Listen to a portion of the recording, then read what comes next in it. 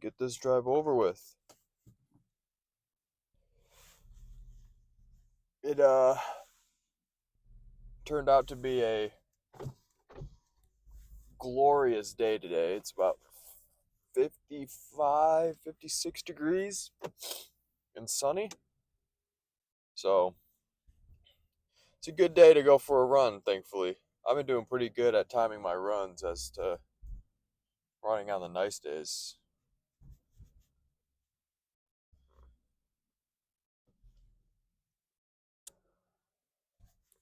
I'm leaving work a little late today. I really hope I don't have to deal with some BS traffic, but there's always going to be traffic. It's construction. It's down to 2 lanes. It's rush hour.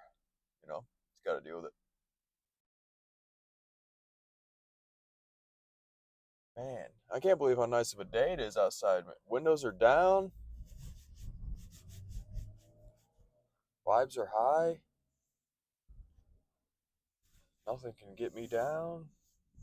Going for a run today. Probably just, at least in my plan, I have it planned out for 4 miles today. This is probably all I'll do is 4 miles. Just because this morning, surprisingly, my calves and shins hurt. That really put a damper on my mood because I thought that today's run was going to be a nightmare, but they're fine now.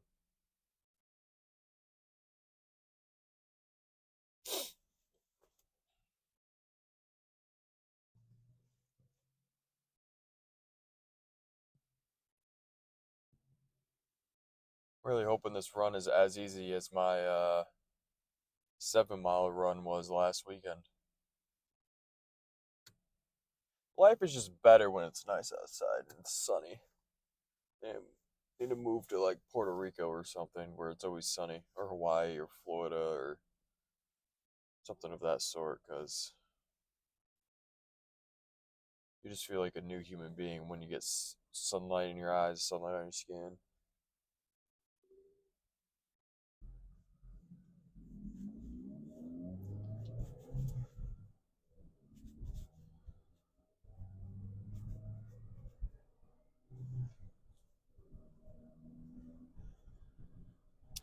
So yeah, today will be a light day. It'll only be a 4 mile easier run, which shouldn't be that bad. It's only about 40 minutes of running. And then I get a feast and have the rest of the day to myself. And then tomorrow is lower. What's tomorrow? Thursday is lower. Friday is another easier run. Saturday is a 8 miler, which hopefully it turns out to be a nice day on Saturday because I really don't want to run either in the rain or on a treadmill because it's too cold. I'd much rather go for a run outside. So we'll see. We'll figure that out. Cross that bridge when we get there. But no, I'm really feeling optimistic that this run today is going to be pretty darn easy. And I think it's going to be. If my ego is, if I let my ego talk, it's going to be damn easy. So that's good.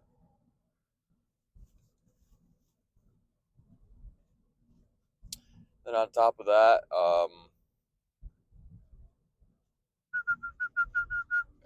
I've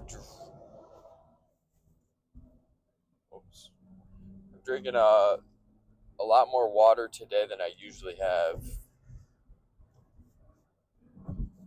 So I think I'm at about 5 liters finished. 5 liters on my sixth. I'm really hoping I don't get a freaking headache today because if you've ever had an exertion headache, it's the worst pain headache ever.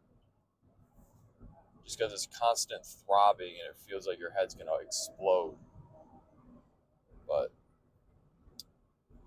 feeling optimistic that I won't get that headache because I've been drinking a lot more water the last few days. And today's really the first day that I've been drinking a lot more water that have to, kind of exert myself, as far as endurance is concerned. So we'll we'll see. I'll keep you updated. And then with it being sunny and kind of warm today, I'll probably sweat a lot more, so I need to drink a lot more.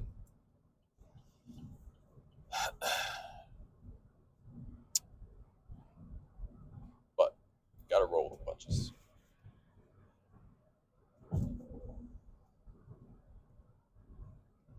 Oh yeah, I'm just leaving about 30 minutes later than usual, and there's significantly more cars on the road,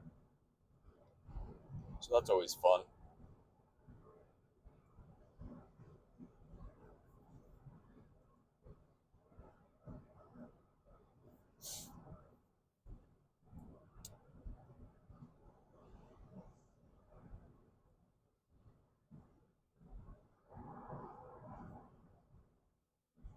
I'm gonna turn the AC on. It's hot in here, dude. Jeez.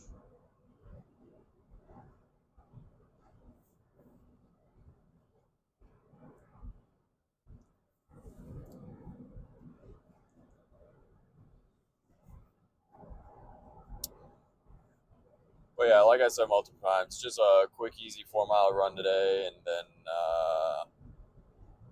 just chill out the rest of the night. Trying not to burn myself out for the first few weeks, just because I gotta let my body adapt to all of this endurance training.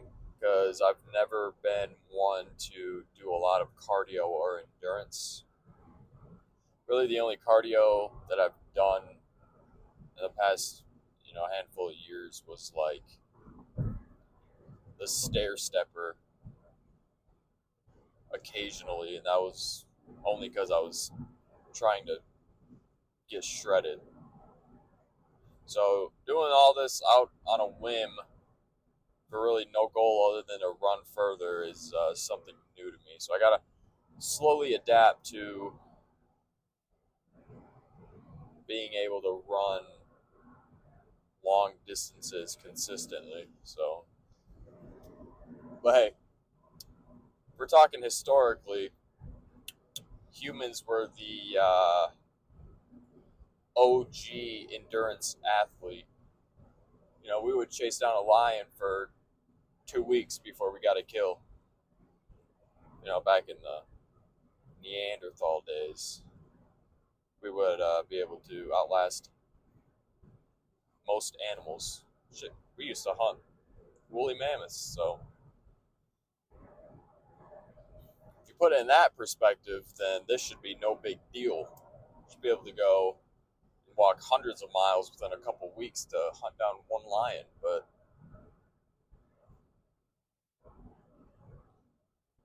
it's also been my diet philosophy. Is for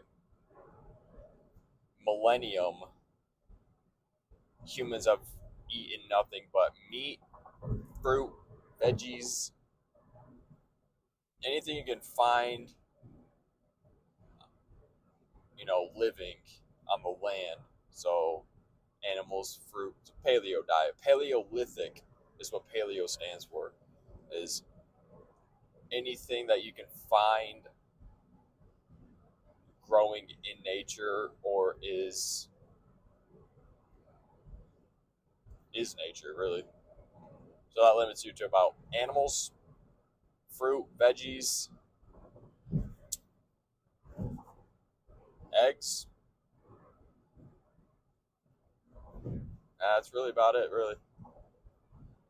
We were not made to eat all this highly processed, within the last 100 years, Oreos, Cheerios, things of that nature. Because typically, that's really not even food. I think I'm gonna butcher this definition, but food is, by definition, has to have nutritional value to it, and I don't think the calories that make up Oreos or fruit by the foot count as nutritional value. So by definition, that's not really food. So do with that information with what you will, but that's how I view it. Is if it doesn't have any nutritional value and it doesn't, you know, give you any benefit when you eat it besides a dopamine spike, it's really not food. It's just a way for corporations to make more money off of your human behavior and your chase for the addiction of dopamine. To put it in layman's terms, really, it's what I see it as. So, food shouldn't be something you food shouldn't be something you want to do and want to think about or do think about all the time. It's more of a you eat it for energy rather than because it tastes good. And that's kind of the philosophy that I live by when it comes to food for the most part. It's about 90-10. 10% of the time, like on Thanksgiving or Christmas or Easter, you can pig out and have cookies and desserts and stuff. But as long as you don't do that, you know, half the time or 75% of the time, you're fine. It's, what's going on here? It's, I forget what podcast I was listening to, but there is a linear relationship between people who eat processed foods and the likelihood of developing dementia and Alzheimer's when you get older.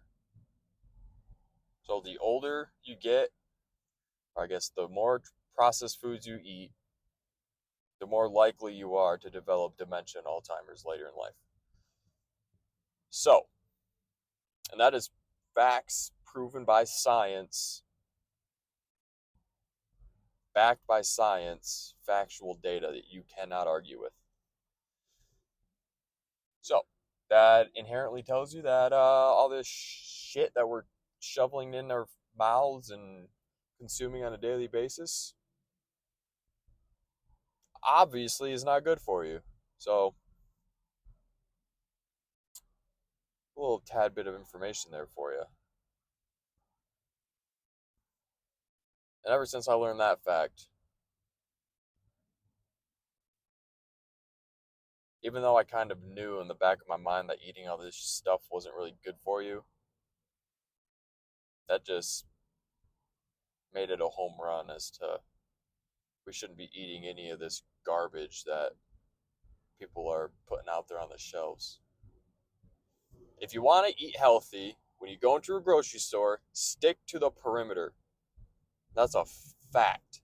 Because the inner aisles, that's where all the cereal and Pop Tarts and super processed canned foods and super processed, I don't know, baked goods and pudding mix and all that shit.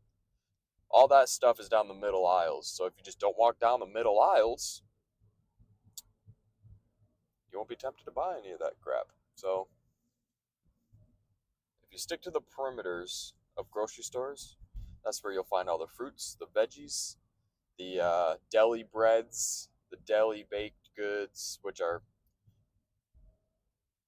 better for you than the bread shelf in the middle of the grocery store.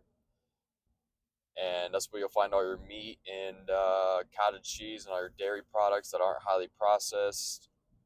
So it's a little life hack for you, if you will, is if you want to not have the temptation to eat any of the garbage when you grocery store or grocery shop, stick to the perimeter.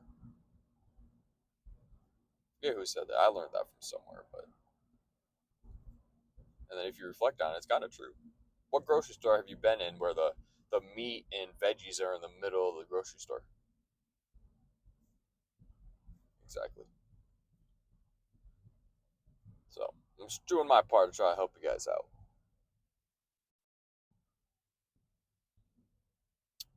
And that being said, there's also local meat markets that you can go to and buy like half a hog or quarter of a cow or stuff like that for like bulk pricing. So even though it may be a lot up front, say $1,000 or whatever it is for half a cow, you know you're getting hundreds of pounds of meat for $1,000. So really, you're getting a discount on all of it. Would you rather buy ground beef for $4 a pound every time you got to buy it, or would you rather buy it in bulk and freeze it for $2 a pound? Getting a 50% discount on all that meat at once. You know, just a thought. Just a thought. It's also a lot healthier because you know where you're getting the meat, and you know where it was raised, and you know what it was eating its whole life. So now, no matter what way you put it, it's a lot healthier for you, a lot better for you. If you really wanted to hit a home run, you would raise your own cow and your own pigs, and your own chickens. Chickens. I have chickens. I will not live without chickens because those things, the ROI on chickens is astronomical. You buy one chicken for, I don't know, let's just say $5 a pop. You raise it, whatever have you, and it lays eggs nearly every day for, I don't know, say 5 to 8 years. So say you get 250 eggs a year from that chicken. Just one chicken, 250 eggs times, let's just call it 5 years, let's go with the low end. That's 1,250 eggs. That is 100 dozen. Just over 100 dozen eggs that you're getting from one chicken over the span of its life. You know how much money that's saving you? Now you got to factor in all the food you got to feed it and the coop you got to build it and stuff like that. But I can guarantee you that doesn't add up to the quantity of 100 dozen eggs. I'll tell you that much. Because if you buy 100 dozen eggs, I don't know, what's the average price of eggs right now? This whole egg thing has got me messed up. But let's call it $7. 100 times 7, you're saving $700 per chicken, approximately, over the span of its life, minus all the upfront costs to build a coop and the food you got to feed it every one. The $10 bag of feed you got to buy once a week. So, if you ask me, chickens are staple if it comes to wanting to eat healthy. They're low maintenance. The eggs are arguably the best protein source for you, and they're cheap. So, I mean, if you really want to get ahead of yourself too, raise yourself some chickens. All you need is about 5. Shit, you get 5. All the extra eggs you get, you can just sell to your neighbors for like $8 a gallon, $8 a dozen. You can get some extra profit off that hoe. Not a financial advisor. I can't tell you what to do. So,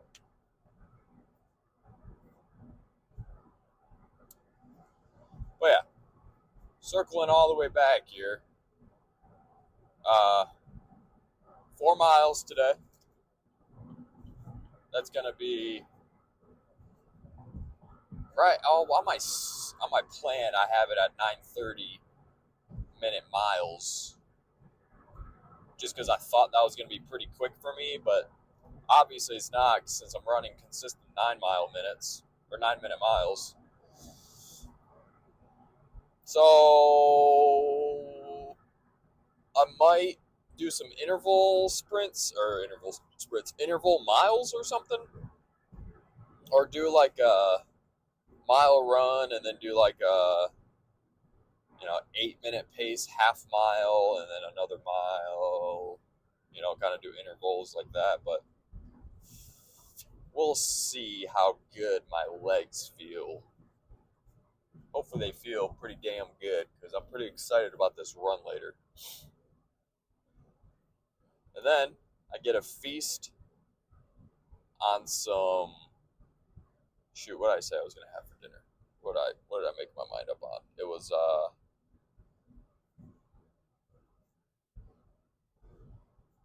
shoot, I don't remember. I don't know, some sort of meat and some sort of veggie is what I decided to eat. So yeah, get this drive over with, warm up, get that 4 miles in. See you there. Okay. On my way home currently from the good old girlfriend's house. The run, I would say went 10 out of 10 being, perfect. I call it a 5. Had to do or I did like interval type training. The first mile was kind of just like a warm up mile. Second mile, I did like half mile fast, half mile slow. Third mile, same thing. Fourth mile was a cool down. And that got my blood pumping pretty dang good. That's the hardest I've ran in can't tell you how long, but yeah, it was a really good workout. Uh, Downside is my shins and calves hurt after that. I'm hoping it's more of just an overuse type thing, just because my legs aren't used to running as much as I am. So I'm hoping that's the case, but we'll see. Also, I did not get a headache today, thank the Lord. So that means all this hydrating that I'm doing is at least somewhat working. It's not working. So got to keep increasing water intake, and it's starting to look up. But yeah, I think my paces were a lot faster than I thought they were going to be. I think my first mile was like, what was it, like 7:16, which is pretty damn good in my opinion. So then it just got slower from there because of you know going slow for the half mile or whatever it was after I would run fast for a half mile. So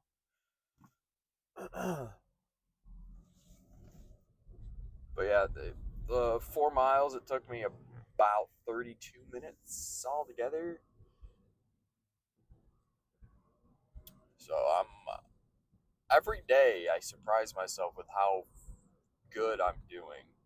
Like I'm not. My plan today was to do a 9 minute and 30-second mile pace, just because I thought when I planned this out that I was gonna be quick for me. Turns out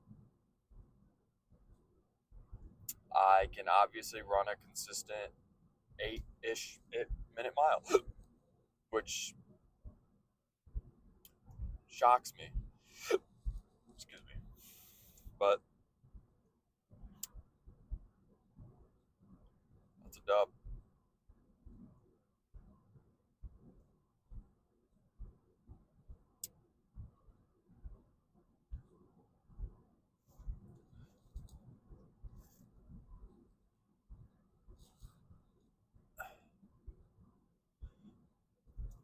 I also think now that I've done a full week's worth of workout according to plan, Wednesdays are definitely going to be the hard days, just because I actually have to push myself to be faster. and increase my endurance and cardiovascular endurance. So Wednesdays are gonna be the tough days, and when these 4 mile runs start turning into 8 to 9 to 10 mile runs, in a couple months, few months, it's gonna be not the most fun workout, but it will help me in the long run to increase my cardio and endurance. So gotta look at the bright side. So that's it's always good.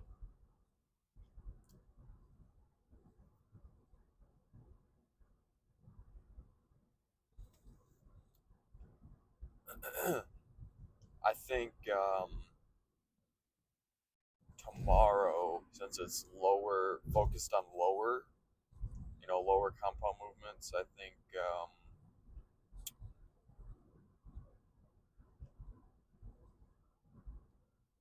debating whether or not to actually hit calves or not. I don't know if that would help.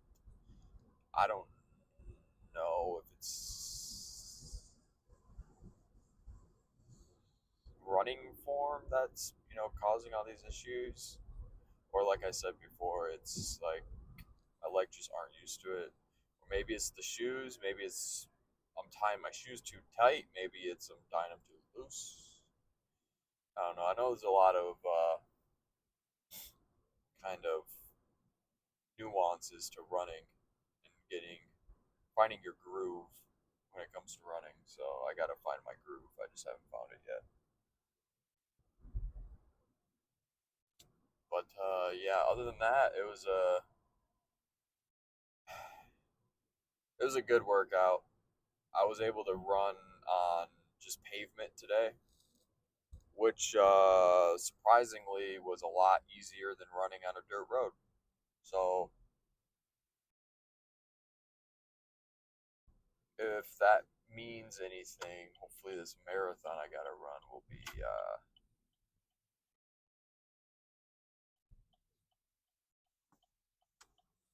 a lot more easy than I expect. So we'll see. Probably not, but one can always hope.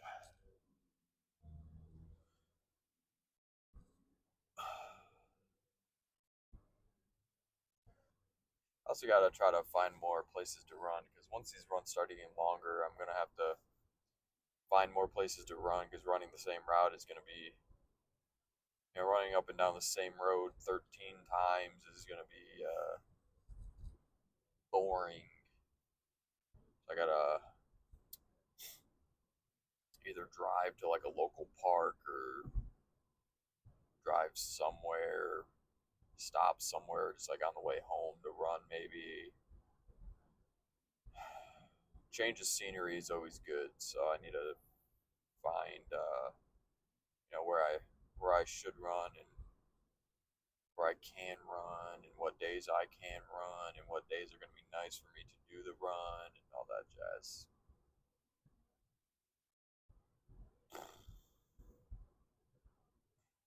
Yeah.